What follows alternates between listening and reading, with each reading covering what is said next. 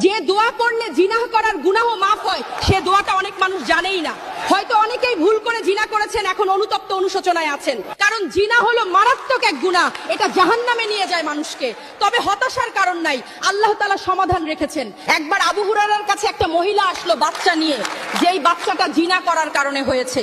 এরপর নবীজির কাছে যখন আবু হুরায়রা বিষয়টা জানতে চাইলেন, নবীজি সহজ সমাধান দিলেন।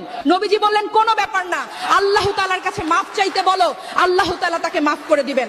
অথচ আবু হুরায়রা তাকে বলেছিলেন আগে যে তোর কোনো ক্ষমা নাই, আল্লাহ তাআলা তোমাকে মাফ করবে না, যাও এখান থেকে। কিন্তু নবীজির দরবার থেকে আবু হুরায়রা জানতে পারলেন যে ক্ষমা আছে। তাই আপনি যদি বিশ্বাস সহকারে পড়েন রব্বিক ফিরলি ওয়ারহাম ওয়া আনতা খায়রুর রাহিমিন, এটা সূরা আল মুমিনুনের 118 নম্বর আয়াত। এই দোয়াটার অর্থ হলো, হে আমাদের রব, আপনি ক্ষমা করুন, দয়া করুন, এবং আপনি সর্বশ্রেষ্ঠ দয়ালু। এটা যদি আপনি গুনাহ মাফের আশায় পড়েন ও